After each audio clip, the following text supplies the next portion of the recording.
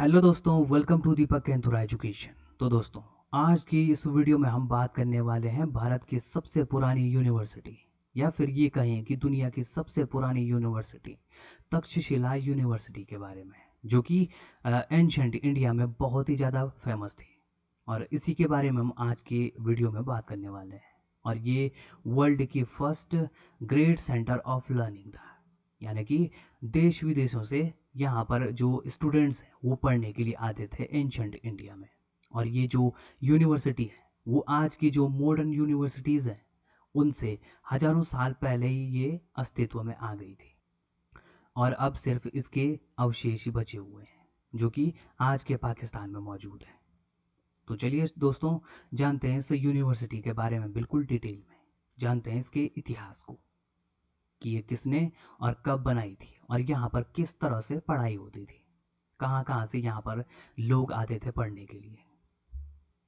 तो जो ये यूनिवर्सिटी ऑफ तक्षशिला है ये किसी एक सिंगल रूलर के द्वारा नहीं बनाई गई थी। कोई एक राजा नहीं था इसको बनाने वाला, ठीक है दोस्तों, या कोई एक व्यक्ति नहीं था जिसने इस यूनिवर्सिटी को बनाया। ये धीरे धीरे अपने आप ही ग्रो होती गई और इसको ग्रो होने में कई सेंचुरीज का समय लगा। अब जान लेते हैं इसके बैकग्राउंड हिस्ट्री को। तो सबसे पहले फाउंडेशन की बात करें तो ये जो तक्षशिला है ये एक शहर के रूप में बहुत प्राचीन समय से ही विद्यमान था। जो रामायण और महाभारत हमारे जो ग्रंथ हैं एंशंट ग्रंथ, तो उनमें भी इसका जिक्र मिलता है। किसका? ये जो हमारी तक्षशिला यूनिवर्सिटी है, जो किंग तक्ष थे उनका भी इससे संबंध मिलता है। तक्ष, किंग तक्ष यानी कि जो ये थे भरत के भाई, भरत यानी कि जो लॉर्ड राम के भाई थे। और जो ये तक्षशिला यूनिवर्सिटी है ये एक इम्पोर्टेंट हब बनी कब? जब पर्शियन एम्पायर और जो मौर्यन एम्पायर है वो अपने पीक पर था, यानी कि 4th से 3rd सेंचुरी BCE में। तो इस दौरान ये जो यूनिवर्सिटी है तक्षशिला यूनिवर्सिटी ये अपने पीक पर थी इस समय में। और अब इसके केवल अवशेष ही बचे हुए हैं, वो भी आज के जो पाकिस्तान वाला क्षेत्र है, पाकिस्तान का इस्लामाबाद वाला जो क्षेत्र है वहाँ पर इसके अवशेष ही आपको देखने को मिलेंगे। तो अब देखते हैं इसकी लोकेशन और टाइमलाइन को कि इसकी लोकेशन कहाँ पर है और ये किस किस समय में मौजूद था एंशंट इंडिया में, कौन सा समय उस समय पर वहाँ पर चल रहा था। तो लोकेशन इसकी जो प्रेजेंट डे तक्षशिला है पाकिस्तान में, जो कि एंशंट इंडिया में गांधार का रीजन था, नियर मॉडर्न रावलपिंडी और इस्लामाबाद। जो आज के रावलपिंडी और इस्लामाबाद वाला एरिया है पाकिस्तान का, वहाँ पर ये एंशंट समय पर मौजूद थी ये यूनिवर्सिटी। लेकिन आज इसके केवल अवशेष ही वहाँ पर देखने को मिलेंगे। अब टाइमलाइन की बात करें कि ये कब किस समय के दौरान अस्तित्व में थी, तो दोस्तों ये जो यूनिवर्सिटी थी ये 6th century BCE to 5th century CE, यानी कि लगभग 1000 साल तक ये अपने अस्तित्व को बनाकर रखी।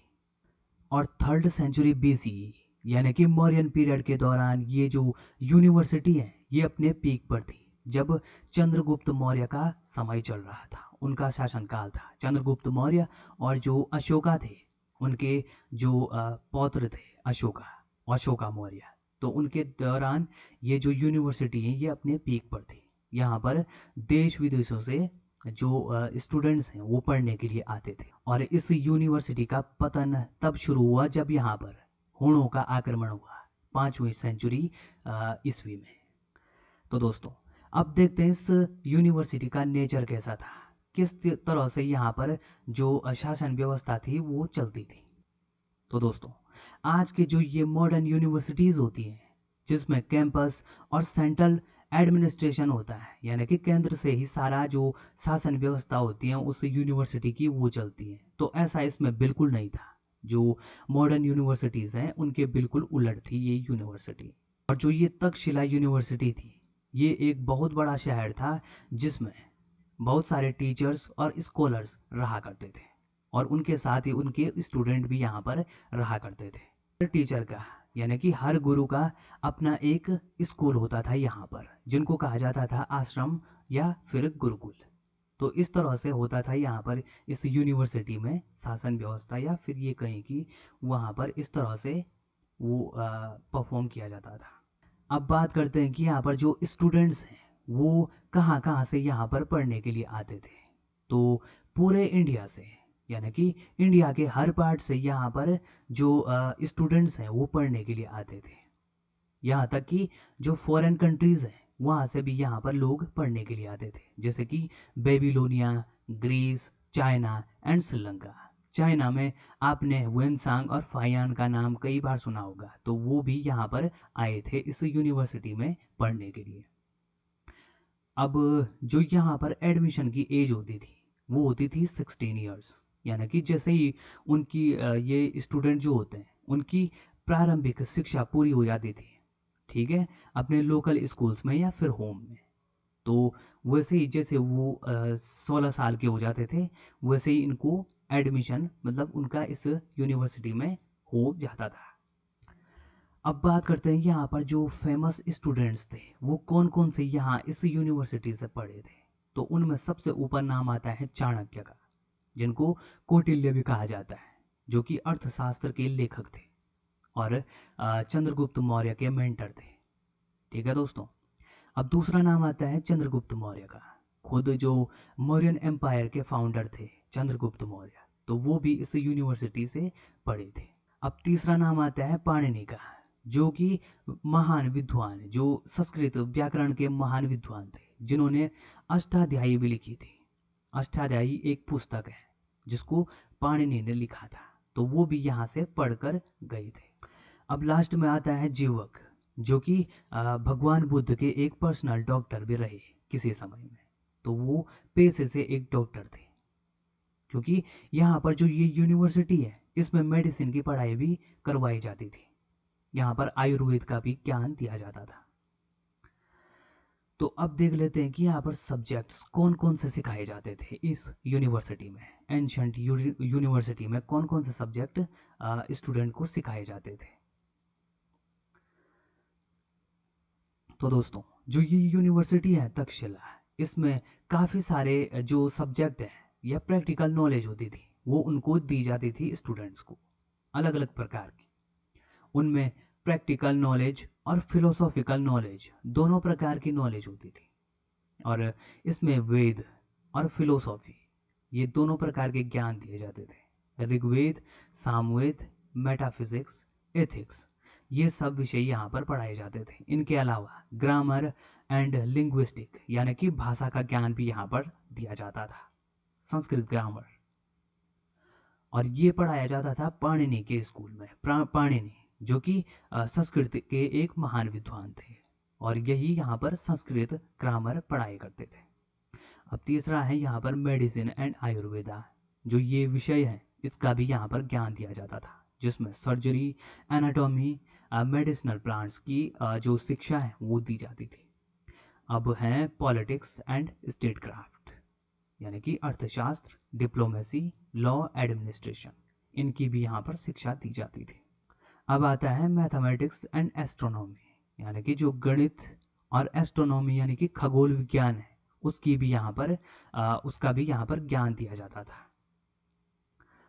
तो काफ़ी एडवांस लेवल पर आपको ये यूनिवर्सिटी देखने को मिलेगी, लेकिन ये बहुत साल पहले थी पूरे वर्ल्ड में। तो आप इससे समझ सकते हैं कि ये यूनिवर्सिटी अपने समय से कितनी आगे रही होगी।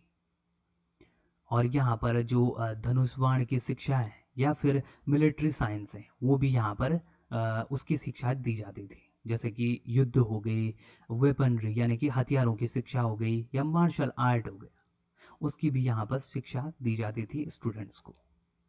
अब आता है ट्रेड या कॉमर्स, तो वो भी यहाँ पर प्रैक्टिस की जाती थी। ट्रेड यानी कि व्यापार की प्रैक्टिस यहाँ पर की जाती थी, दी जाती थी।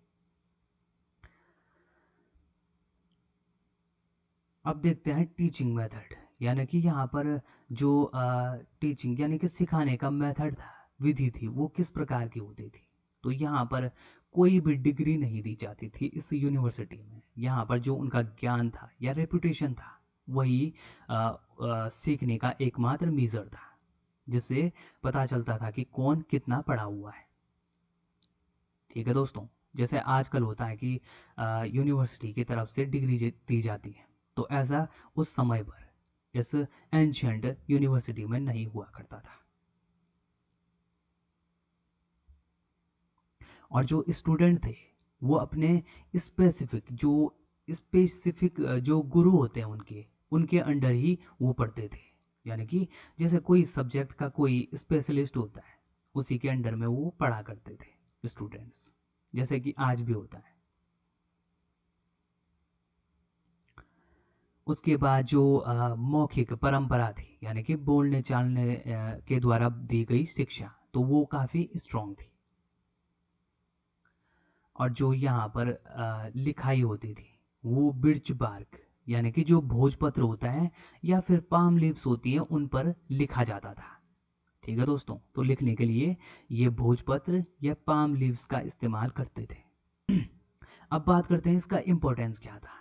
इम्पोर्टेंस इस यूनिवर्सिटी का एंशियंट टाइम में बहुत ज़्यादा था, क्योंकि उस समय पर दुनिया भर में कहीं भी किसी भी जगह पर जो एजुकेशन इंस्टीट्यूशन है वो कहीं पर भी मौजूद नहीं था। एकमात्र जो भारत में यूनिवर्सिटी थी वो यही थी, तक्षशिला यूनिवर्सिटी।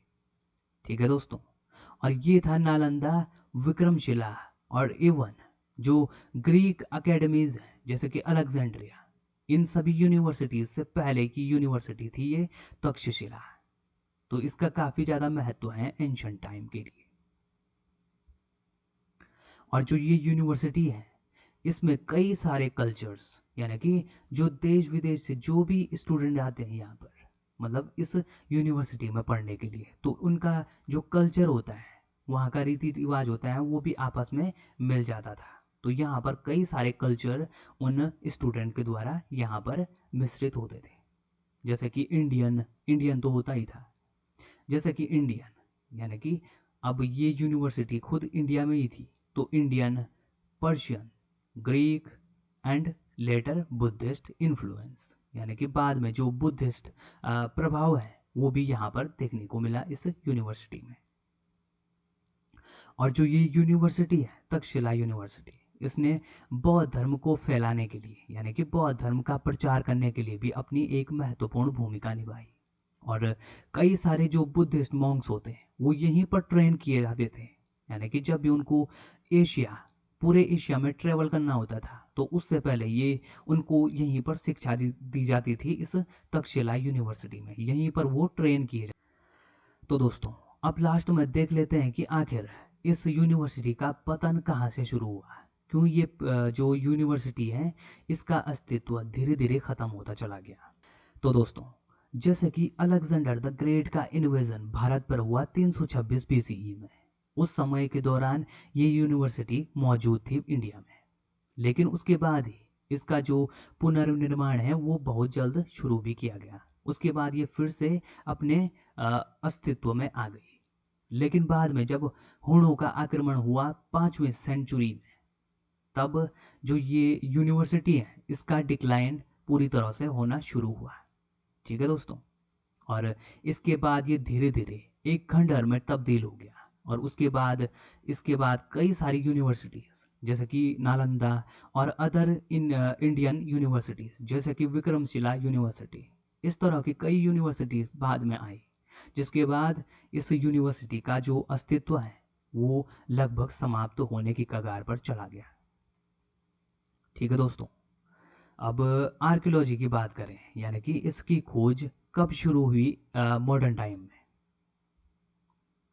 तो दोस्तों, 19th सेंचुरी में ब्रिटिश जो आर्कियोलॉजिस्ट्स हैं उनके द्वारा इसकी खोज फिर से शुरू की गई थी। और जो कि हमने पहले भी बताया आपको, ये मॉडर्न पाकिस्तान में मौजूद है। पाकिस्तान का जो रावलपिंडी और इस्लामाबाद वाला क्षेत्र है, वहाँ पर ये जो यूनिवर्सिटी है तक्षशिला, उसके अवशेष वहाँ पर देखने को मिल जाते हैं। और यहाँ पर जब खुदाई की गई तो उसमें जो बुद्धिस्ट मठ होते हैं या स्तूपा होते हैं या फिर लेक्चर हॉल्स और हॉस्टल्स, इस तरह के कई अवशेष वहाँ पर देखने को मिले उस खुदाई में। और इसके बाद फाइनली 1980 में इसको यूनेस्को वर्ल्ड हेरिटेज साइट की लिस्ट में शामिल किया गया। ठीक है दोस्तों, अब कुल मिलाकर बात करें तो जो ये तक्षशिला यूनिवर्सिटी थी, ये सिर्फ एक यूनिवर्सिटी नहीं थी, यहाँ पर बहुत सारे ग्रेट माइंड्स यहाँ पर पैदा हुए थे एंशंट इंडिया में।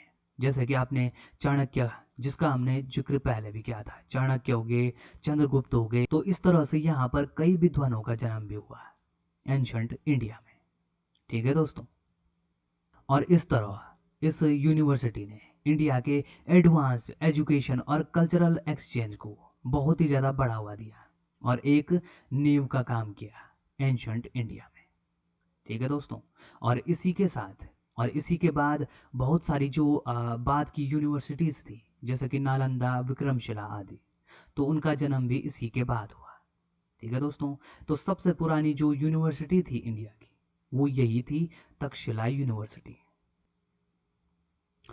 तो ये था दोस्तों आज का वीडियो। आई होप आपको इस वीडियो से कुछ ना कुछ ज़रूर सीखने को मिला होगा।